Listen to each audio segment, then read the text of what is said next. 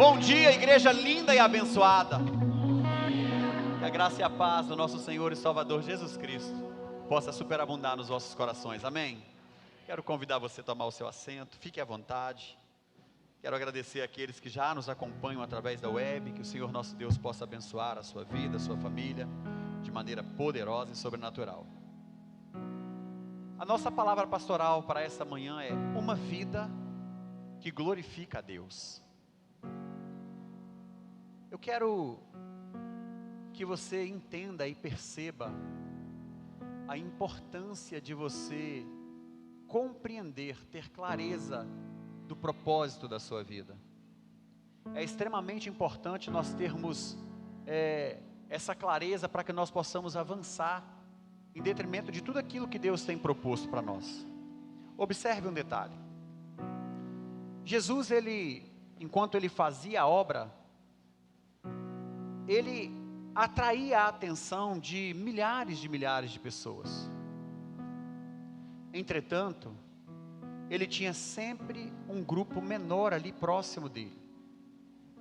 Esse grupo menor que estava com Jesus era um grupo que decidiu segui-lo. Era um grupo que entendia o propósito, reconhecia Cristo e sabia que Ele ia direcioná-los, como um pastor guia as ovelhas. O que eu quero demonstrar para vocês? Eu sempre trago nos domingos pela manhã uma palavra para edificar a fé da igreja local, dos irmãos. Não que a palavra ou o sermão do domingo à noite, da quinta-feira, dos outros encontros que nós temos nos cultos de celebração, não tenha esse propósito. Mas uma coisa é certa, algumas pessoas, elas ainda não entenderam isso. No domingo pela manhã eu acordo, hoje era 4 horas da manhã, eu havia despertado, e eu oro e busco a Deus uma palavra para trazer para a igreja. Por isso nós chamamos essa manhã de palavra pastoral, uma palavra de direcionamento. Eu queria que você se atentasse a uns detalhes. Quando nós não estamos envolvidos o tempo inteiro com o propósito que Deus tem para a nossa vida, a gente deixa passar algumas coisas. E aí, só para você entender, na manhã desse dia, antes de tudo, eu quero externar a minha gratidão a Deus pela vida de vocês. Nós findamos um ano e adentramos em um novo ano com 12 dias de primícias. Então eu quero externar a minha gratidão a todas as pessoas que fizeram parte desse mover. Porque não somos nós, os pastores, apenas. Somos nós enquanto igreja. Então nós somos gratos a Deus pelo nosso time de voluntários. O nosso time de voluntários, ao longo desses 12 dias, fizeram um trabalho excelente. Vocês deram o melhor que vocês podiam para que nós pudéssemos estar aqui. E o nosso coração é grato, é agradecido a Deus pela vida de vocês. Os nossos líderes, os coordenadores, mas entenda, cada voluntário em cada setor, em cada departamento foi extremamente importante. A nossa gratidão a Deus, porque quando você começa a olhar dentro do nosso time, nós temos pessoas em áreas específicas. A nossa gratidão para o time que trabalhou com as nossas crianças, os pastores que estavam ali com a equipe do Kids, fazendo um trabalho maravilhoso, e não é fácil, queridos, mas eles seguraram, sabe, tudo que foi necessário eles trabalharam, durante 12 dias, tivemos inúmeros problemas, mas os problemas não nos pararam, produziu em nós crescimento. A nossa gratidão ao Ministério de Louvor, que esteve ao longo desses 12 dias, servindo a Deus conosco. Claro que nós somos gratos. Os irmãos, eles estiveram aqui conosco, nos conduzindo em oração, em adoração, nos envolvendo ali com a presença de Deus. A nossa gratidão ao Ministério de Dança, que também, queridos, às vezes algumas pessoas olham e não imaginam o trabalho, a dedicação.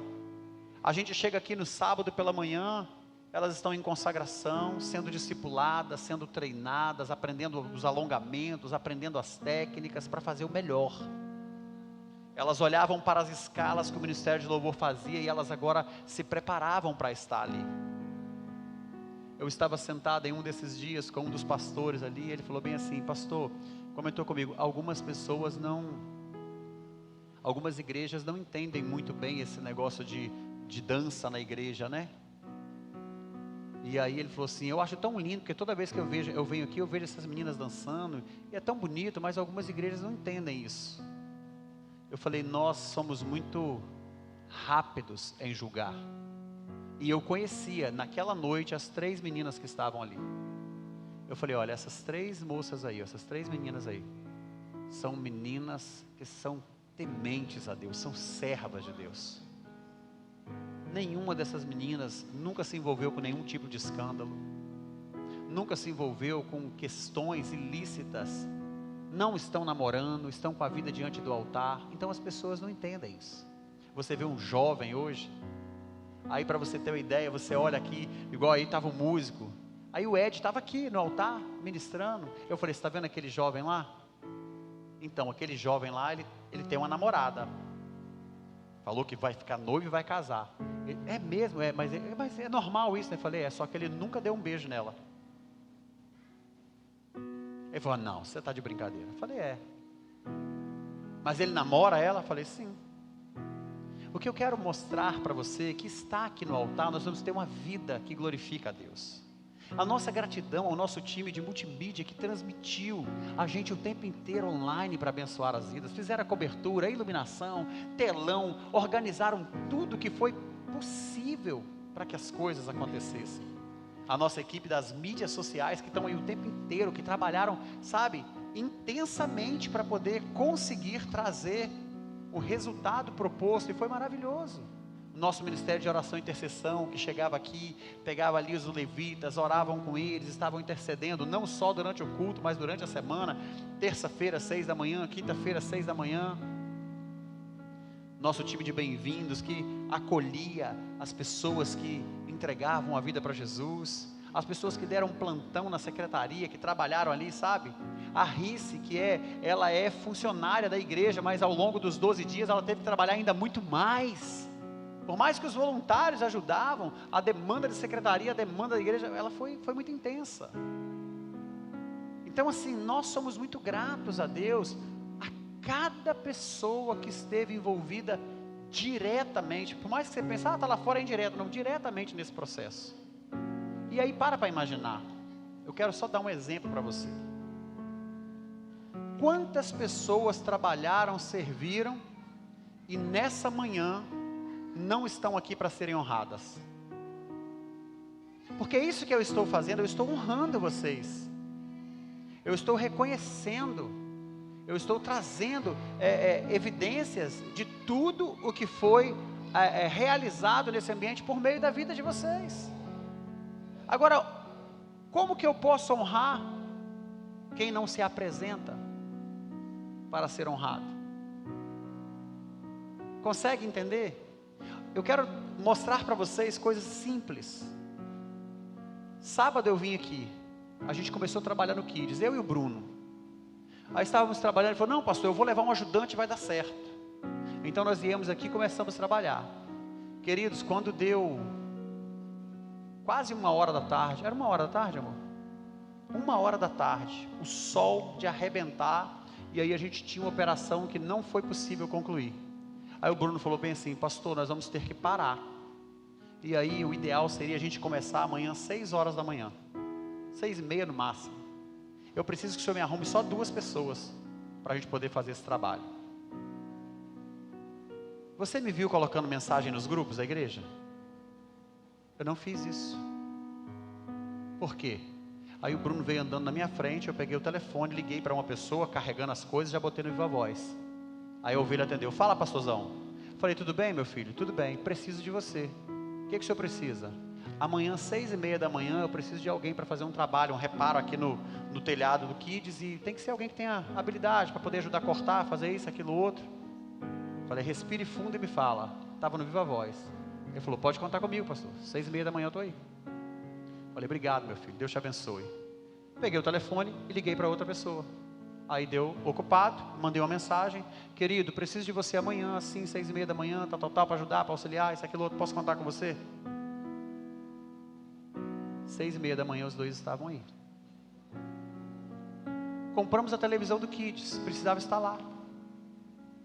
Jalom, a televisão chegou. Jalom falou assim, pastor, eu estou indo aí e vou instalar para o senhor. Fez o trabalho que foi necessário e está instalado.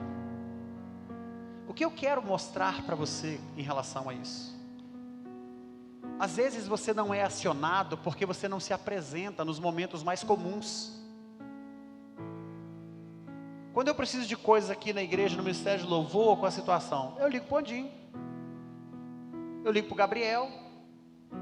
Andinho, Gabriel, eu preciso que você faça assim, assim, assim, assim, assim. A galera estava lá em Linhares. Nós vamos fazer uma reforma ali na multimídia, botar uma cerâmica, deixar tudo organizadinho, fazer uma house mix ali, para a igreja ficar bacana. Mandei uma mensagem para ele, meu filho, assim, assim, assim, pastor, só o senhor falar o dia, a hora que eu vou pegar a equipe, vamos desmontar tudo e vamos tirar e vamos acontecer. Onde é que eu quero chegar com isso? É que todo o serviço, todo o trabalho, aí eu quero demonstrar a vocês dentro da instrução da palavra, como que uma vida que glorifica a Deus, ela tem alguns detalhes. E assim como eu me direciono, me reporto a algumas pessoas para tratar do assunto, é porque isso é fruto, é resultado de relacionamento. Quando você se relaciona comigo, eu sei com o que eu posso contar. Quando eu me relaciono com você, você sabe a competência, a capacidade que eu tenho. Cristianismo é relacionamento. Não adianta eu tentar pedir você para fazer uma coisa que você não tem essa demanda. O irmão Alessandro estava ali atrás do dia, encostei do lado dele e falei, irmão, porque nós tivemos uma conversa super agradável, ele voltou do encontro, e mostrando como é que foi no encontro, o que Deus tinha mostrado para ele, aí conheci um pouco melhor o irmão, vi com o que ele trabalha, tudo que, falei, poxa, que benção, ele estava ali, falei, querido, eu preciso automatizar o WhatsApp da igreja, botar aquele robozinho para funcionar, fazer um negócio certinho. Ele falou, pastor, eu tenho pronto. Falei, então tá bom meu filho. Aí semana que vem, ele vai vir aqui servir. Mas você entende, mas se eu não tenho esse contato com o irmão, como é que eu vou saber como que ele pode ser? Entenda, a igreja, você, eu, se você tem um chamado pastoral, você tem que pensar como pastor, falar como pastor e agir como pastor. Que a consagração, ela é uma promoção. A consagração é a evidência de que você vive nessa condição. Não adianta você ficar pensando, quando eu for pastor. Não, quando eu for do ministério de louvor, você está fazendo o que para poder estar lá, entende? Quando nós olhamos para a palavra de Deus, o apóstolo Pedro vai dizer assim, olha, capítulo 4, 1 Pedro, capítulo 4, versículo 7 até o 11.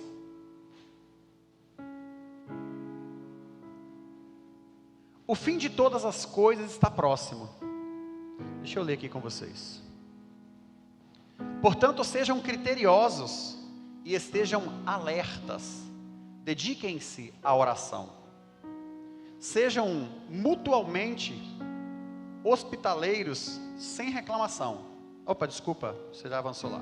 Sobretudo, amem-se sinceramente uns aos outros, porque o amor perdoa muitíssimos pecados. 9. Sejam mutualmente hospitaleiros sem reclamação. Cada um exerça o dom que recebeu para servir os outros, administrando fielmente a graça de Deus em suas múltiplas formas.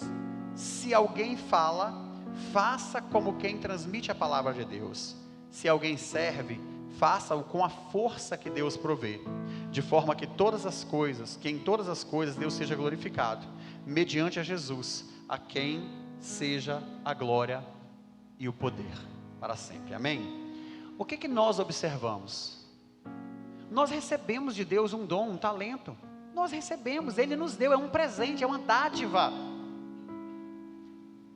Me lembrei aqui, o nosso Kids está ali, com uma situação, compramos equipamento, organizamos tudo, a TV está instalada. O Ronaldo, cadê o Almeida? Está aí? O Almeida está lá dentro. O Ronaldo trabalha em uma empresa, queridos, além de, graças a Deus, ser menino inteligente, vai entregar o TCC dele agora, está formando, nosso engenheiro aí, se dedicou muito, mas ele trabalha em uma empresa de circuito, segurança, tudo direitinho. Aí o que acontece? Tudo que eu preciso aqui na igreja, nessa área, quem faz pra gente? Ele. Aí ele já foi lá, montou a TV, foi lá, organizou tudo, tá os pontos, tudo certinho. Aí qual é o problema? Como é que vai fazer a gestão do software? Lembrei da Verusca, entrei em contato com ela, falei: Vê, minha filha, será que você pode nos ajudar? Nós temos que configurar o sistema do Kids, é assim, assim, assim e tal. Posso, pastor? Mandei o login, mandei a situação para ela, ela está trabalhando, e vai acontecer, porque ela vai entregar agora esse sistema funcionando. Nós temos problemas com parte elétrica aqui, estava lá o João, está o Clério andando, tentando resolver, descobrimos que a gente está com a nossa rede com insuficiência, e mais um monte de problema. Mas o que eu quero mostrar para você, às vezes você acha, às vezes as pessoas se equivocam, uma vida que glorifica a Deus, é uma vida que atende a esse propósito. Deus te deu um dom, te deu um talento.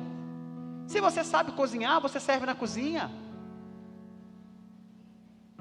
não é isso? Se você tem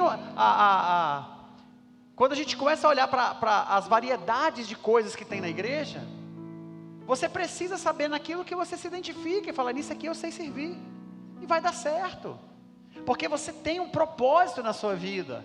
E aí quando nós olhamos, mas o que nós temos que tomar muito cuidado, porque uma vida que glorifica a Deus, não é uma vida que tão somente faz as coisinhas e as tarefas. Quando nós olhamos para a realidade do que o apóstolo Paulo está tratando, a igreja de Coríntios, eu queria que você leia a primeira e a segunda carta de Coríntios, pelo menos umas 4 vezes no ano. Que é isso, pastor? Você não gosta de ler, ou gosta de livro? Lê 1 Coríntios e 2 Coríntios, lê isso umas 4 vezes no ano. A igreja de Coríntios, ela é uma referência da realidade da igreja que nós vivemos no século 21, porque tudo aquilo que estava lá é uma realidade que nós vivemos hoje. E como ela era uma igreja que estava geograficamente, uma cidade portuária, ela tinha etnias diferentes, culturas, povos, tantas coisas, assim como é. Você acha o quê? As pessoas quando chegam aqui na igreja têm sua forma de pensar, sua forma de agir, tem tanta coisa na cabeça das pessoas, e elas chegam na igreja, aí quando chega na igreja, a igreja tem uma cabeça, uma linguagem, um padrão, um manual a ser seguido. Então é baseado nisso que nós devemos andar.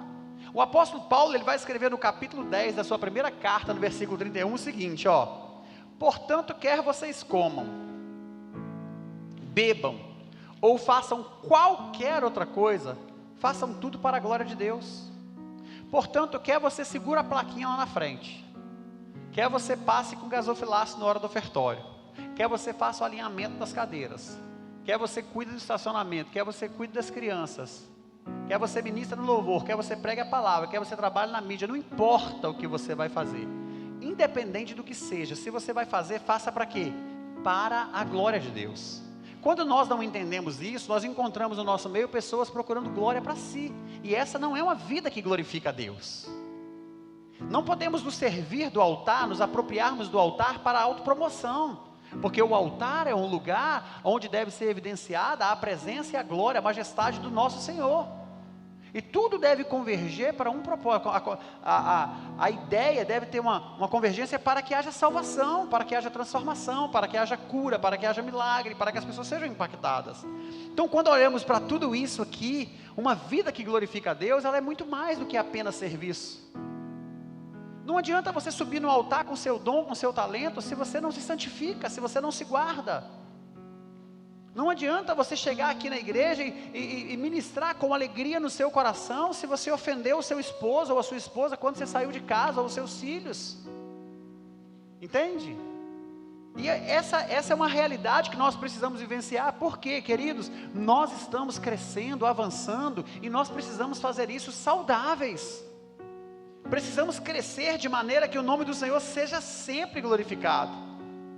E às vezes nós observamos que no contexto atual, onde a igreja está inserida, culturalmente, geograficamente, o tempo da dispensação e tudo que está acontecendo, a igreja tem se rendido a muitas coisas. Não a igreja do Senhor, mas as pessoas que fazem parte da igreja, que são corpo, porque a igreja somos nós. E aí, se você, como parte do corpo, você se rende a algumas coisas, você compromete a realidade, a estabilidade do propósito do corpo. E isso precisa ser tratado. O contexto desse versículo que o apóstolo Paulo está trabalhando conosco, acerca de glorificar a Deus, ele tem antes uma discussão sobre liberdade. Para imaginar, tem uma discussão aí ferrenha sendo travada sobre liberdade, sobre o que pode, sobre o que não pode. Ele trabalha tudo isso, e aí só para você ter uma ideia, no versículo 32 e 33, ele vai falar assim, ó: não se tornem motivo de tropeço. E aí ele vai começar agora a misturar as etnias que estavam ali, nem para judeu, nem para grego, e nem para a igreja de Deus. Também eu procuro agradar a todos, de todas as formas, porque não estou procurando o meu próprio bem, mas o bem de muitos, para que sejam salvos. Quando nós olhamos para essa realidade, o cuidado que nós precisamos ter para não fazer o outro tropeçar, querido, ser cristão implica em muitas coisas, renúncias. Ser cristão implica em uma mudança, uma transição de mentalidade, de comportamento, de conduta. Vai permear pela nossa vida, pela esfera moral, espiritual. Vai transicionar nos nossos relacionamentos, dentro de casa, na igreja, na sociedade, onde quer que nós estejamos. E aí, quando nós observamos isso, existe um embate muito forte. Porque no versículo 23 e 24 do capítulo 10, ele vai falar assim, ó: tudo é permitido, mas nem tudo convém. Tudo é permitido, mas nem tudo edifica. Ninguém deve buscar o seu próprio bem, mas o bem dos outros. Quando nós começamos a observar isso aqui, e vamos ter esse entendimento acerca do propósito de uma vida que glorifica a Deus, nós temos que nos conectar à realidade do porquê nós estamos aqui. Entenda uma coisa: o apóstolo Paulo estava escrevendo para uma igreja que tinha fornicação, adultério, prostituição, idolatria, consegue entender? Incesto, e estava todo mundo reunido ali. Ele estava tratando tudo isso, fazendo essa abordagem aqui, para que os irmãos pudessem entender como deve ser uma vida que glorifica a Deus. No capítulo 8, do versículo 9 ao 13, olha só a demanda que está aqui, ó: contudo, tenham cuidado para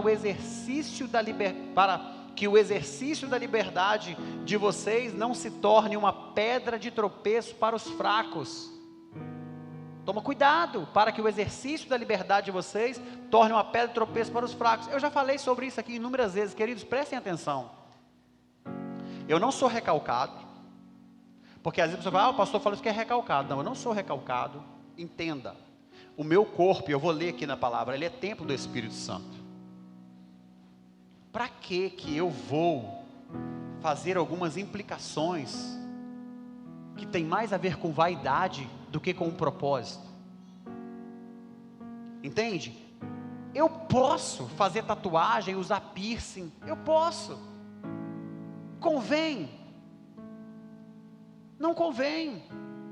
Eu digo isso porque algumas pessoas estão aí falando assim, elas falam assim, o pastor, ele é favorável que eu faça tatuagem, a igreja aqui é muito liberal, a igreja aqui, a igreja ensina a palavra. Deixa eu te falar, segundo a palavra de Deus. Se você chegou aqui tatuado, chegou aqui não sei o que lá, mas existem pessoas que na sua alma tem eles arrumam um jeito de fazer. Não é só a tatuagem, querido. A tatuagem, a fornicação. A única diferença é que quando você faz a tatuagem, você expõe o que você fez. E quem está em fornicação está oculto. E aí a gente pensa que o problema é o irmão que tem relacionamento com a irmã, e pensa que o problema é o lesbianismo, é a homossexualidade. Não, o Senhor nosso Deus não aprova nenhum tipo de imoralidade como essa. Então você precisa ter um nível de consciência. Quando a Bíblia fala assim, observai os vossos pastores, imitai-os na fé. Olha atentamente a maneira deles viverem. Isso para mim é muito pesado. E eu sei que não é nada comparado à carga que o meu Senhor carregou. Então eu procuro me espelhar em Cristo. Porque quando se torna pesado, eu vou até Ele, eu lanço sobre Ele o meu fardo, o meu jugo, e aí tudo se torna leve, porque nele eu encontro leveza. Mas eu vivo uma vida, procuro viver uma vida, com a certeza de que eu vou inspirar vocês. A minha família, minha esposa, os meus filhos, para inspirar você. Então para observar, você vê o seu pastor bebendo? Ah, então o senhor bebe escondido? Não, nem escondido. Eu não me embriago, eu não bebo. Pastor, nem vinho. Pastor, mas tem muitos pastores, muitas igrejas que bebem. Querido, cada um com a sua fé. Eu não bebo nem vinho, nenhuma bebida destilada. Não bebo vinho, não bebo cerveja, não bebo cachaça, não bebo conhaque, não bebo dreia. Já bebi muito. Não bebo uísque, não bebo. Porque não convém. Entende? O que eu assisto na minha casa, eu não assisto filme pornográfico, para você entender. Eu não estou envolvido em grupos, eu não participo de grupo de WhatsApp que posta pornografia, não me cabe ali. Não é o meu lugar, não é o seu lugar. Quantos cristãos estão em grupos que a pornografia rola solta, e ele está ali? Saia desse ambiente, porque não te convém. Olha só, se alguém tem consciência fraca, ver você que tem conhecimento, comer num templo de ídolos, não será induzido a comer o sacrifício de ídolos? Ou seja, se alguém tem consciência fraca, me vê postar lá, comendo uma massa com um macarrãozão lá com vinho. Uma massa com vinho combina perfeitamente, eu sei disso. É gostoso você degustar, mas eu não pratico, porque se alguém fraco me vê tomando um vinho, pastor, toma um vinho, por que eu não posso tomar minha cerveja? Por que eu não posso tomar meu uísque? Por que eu não posso tomar minha garrafinha de 750 ml de vinho? E a outra? Quando nós começamos a observar isso, assim esse irmão fraco, porque em Cristo morreu, é destruído por causa do conhecimento que você tem. Se você tem o conhecimento que não é lícito, e você pratica, você expõe o irmão fraco na fé que não aprendeu a fazer aquilo, e ele vai ser destruído por sua causa, é o que a Bíblia está dizendo. Aí imagina que lindo, o pastor vai e faz uma tatuagem no braço. Algumas pessoas vão achar massa, sabia? Mas alguém vai escandalizar. E o que o apóstolo Paulo está tratando é isso. Se o que eu vou fazer vai provocar um motivo de escândalo em qualquer pessoa, eu não vou fazer. Vai fazer o outro tropeçar, eu não vou fazer. Para quê? Então quando você olha o cuidado que você tem com o templo do Espírito Santo, a maneira que você veste, a maneira que você corta o seu cabelo, o tipo de roupa que você usa, as pessoas com quem você anda, uma vida que glorifica a Deus tem muito mais, queridos, do que você. É lindo quando alguém chega na recepção de uma igreja e encontra uma pessoa convertida. Agora é trágico quando alguém chega na porta da igreja e encontra uma ovelha, um lobo vestido de ovelha, uma pessoa que é hipócrita, que é mentirosa, que é enganosa, que é enganadora. Então você tem que pensar sobre isso. E nós precisamos depor contra o pecado. Se você conhece algum dos nossos irmãos que não está com a vida lícita e que você, porque assim, eu não fico stalkeando a vida de ninguém. Primeiro porque no Instagram eu devo seguir no máximo umas 100 pessoas. Ah, pastor, eu te pedi lá para o senhor me seguir, o senhor não me seguiu ainda. Em algum momento pode ser que eu vou te seguir. Quando eu te conhecer, eu vou te seguir. Quando eu souber quem você é, quando você começar a se tornar relevante na minha vida, eu vou te seguir, porque aí, pastor, mas nós não somos relevantes? Não, olha só, vocês todos são relevantes, mas o que você faz no Instagram,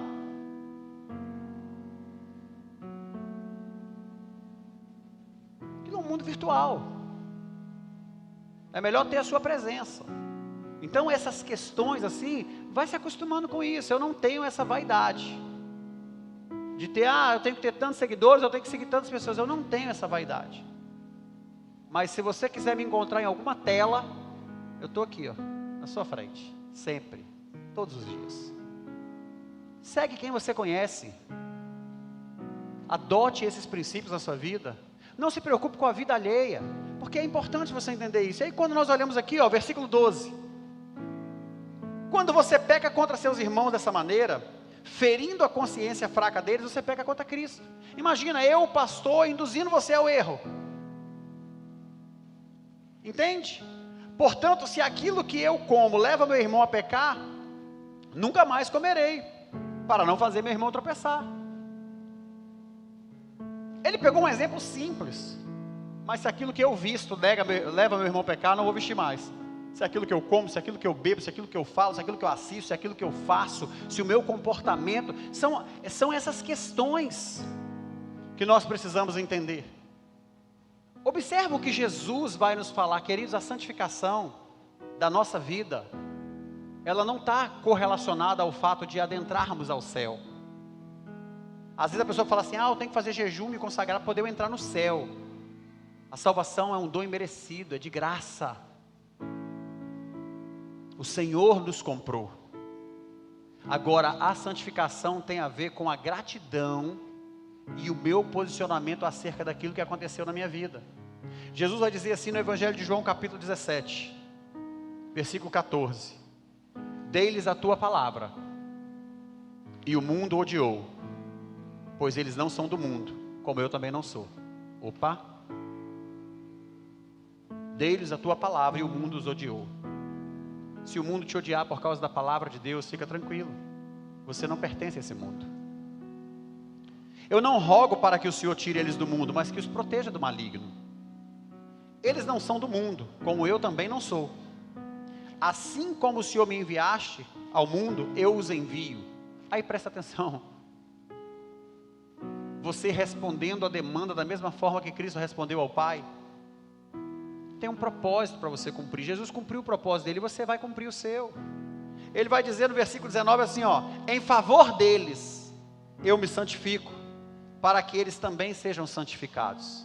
Observa que Jesus não está se santificando ele está dizendo assim, eu estou me santificando para que aqueles que convivam comigo, aqueles que se relacionam comigo, eles sejam santificados. Eles também possam buscar a santificação. E aí, queridos, a minha oração não é apenas por eles, mas por aqueles que crerão em mim por meio dessa mensagem. Quando nós olhamos para essa verdade, a mensagem da cruz deve caminhar contigo todos os dias, porque através da sua vida que glorifica a Deus, uma vida que glorifica a Deus, você vai alcançar pessoas para Jesus. Agora, por que é importante a palavra? O Salmos 1, versículo 2 diz assim, como é feliz aquele que não segue o conselho dos ímpios, não imita a conduta dos pecadores, nem se assenta à roda dos escarnecedores. Ao contrário, a sua santificação a sua satisfação está na lei do Senhor, e nessa lei medita de dia e de noite. A Bíblia está dizendo assim, olha, escolha o ambiente onde você vai estar. E aqui presta atenção, se você tem amigos que você ama, gosta, fazem parte do seu convívio, mas eles são escarnecedores, eles escarnecem, eles zombam, eles criticam o evangelho, igrejas, pessoas que estão à frente de igrejas, a própria igreja, a igreja alheia, escuta, foge da aparência do mal, saia dessa roda. A Bíblia fala que você vai ser bem-aventurado. Você está feliz aí? Você vai ser mais do que feliz se você sair desse ambiente. Bem-aventurado aquele que não se assenta à roda dos escarnecedores. E aí, só para você entender, olha como que essa é uma questão de semântica. Eu estou como? Qual é a minha posição? Eu estou em pé, correto? E vocês estão como? Assentados. Então entenda, bem-aventurado aquele que não se assenta, ou seja, a roda está formada. Eu sou livre para, oi, tudo bem, conversar, ter contato, ter um relacionamento à distância, porque aquilo não agrada a Deus, e seguir em frente. É você não ir atrás dessas coisas, você não ir atrás dessas pessoas. São seus amigos, te amam, fazem parte da sua vida, são relevantes. Ao invés de você se assentar na mesa deles, aguarda o dia que eles vão se assentar na cadeira que você se assenta. E se eles não vêm até você, é porque ainda não aprenderam o amor de Cristo, e a sua conduta, a sua postura, a sua vida não é relevante. Porque se for relevante, eles vão seguir você. Então a Bíblia é muito clara: bem-aventurado aqueles que não se assentam à roda dos escarnecedores. Uma vida que glorifica a Deus tem essas preocupações. Procura fazer isso, queridos, que nós vamos ser muitos abençoados. Eu quero louvar a Deus, porque tudo que nós fizemos ao longo desses dias foi para glorificar o Senhor. Mas se nós não entendermos este propósito, e acharmos que é só o servir, nós vamos servir de maneira equivocada. Amém? Quero orar por você.